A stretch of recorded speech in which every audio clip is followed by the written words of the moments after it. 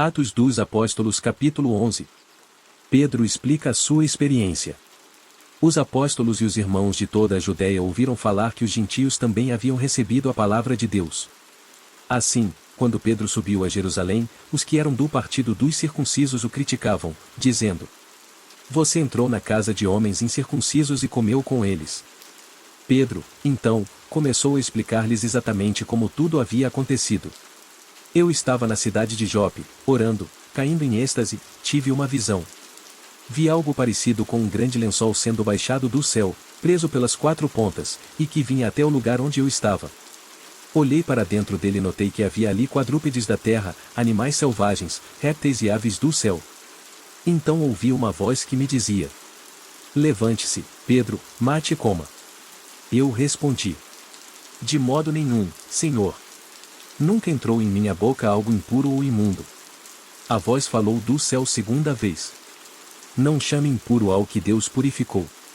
Isso aconteceu 3 vezes, e então tudo foi recolhido ao céu. Na mesma hora chegaram à casa em que eu estava hospedado 3 homens que me haviam sido enviados de Cesareia. O Espírito me disse que não hesitasse em ir com eles. Estes 6 irmãos também foram comigo, e entramos na casa de um certo homem.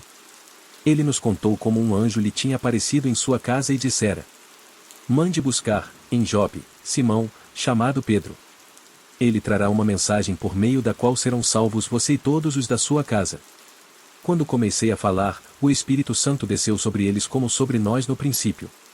Então me lembrei do que o Senhor tinha dito: João batizou com água, mas vocês serão batizados com o Espírito Santo. Se, pois, Deus lhes deu o mesmo dom que nos tinha dado quando cremos no Senhor Jesus Cristo, quem era eu para pensar em opor-me a Deus? Ouvindo isso, não apresentaram mais objeções e louvaram a Deus, dizendo: Então, Deus concedeu arrependimento para a vida até mesmo aos gentios. A igreja em Antioquia. Os que tinham sido dispersos por causa da perseguição desencadeada com a morte de Estevão chegaram até a Fenícia, Chipre e Antioquia, anunciando a mensagem apenas aos judeus. Alguns deles, todavia, cipriotas e sireneus, foram a Antioquia e começaram a falar também aos gregos, contando-lhes as boas novas a respeito do Senhor Jesus. A mão do Senhor estava com eles, e muitos creram e se converteram ao Senhor. Notícias desse fato chegaram aos ouvidos da igreja em Jerusalém, e eles enviaram Barnabé a Antioquia. Este, ali chegando e vendo a graça de Deus, ficou alegre e os animou a permanecer fiéis ao Senhor, de todo o coração. Ele era um homem bom, cheio do Espírito Santo e de fé, e muitas pessoas foram acrescentadas ao Senhor.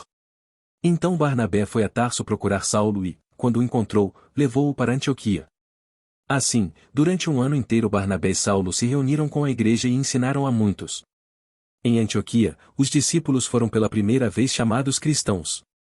Naqueles dias alguns profetas desceram de Jerusalém para Antioquia. Um deles, Ágabo, levantou-se e pelo Espírito predisse que uma grande fome sobreviria a todo o mundo romano, o que aconteceu durante o reinado de Cláudio. Os discípulos, cada um segundo as suas possibilidades, decidiram providenciar ajuda para os irmãos que viviam na Judéia.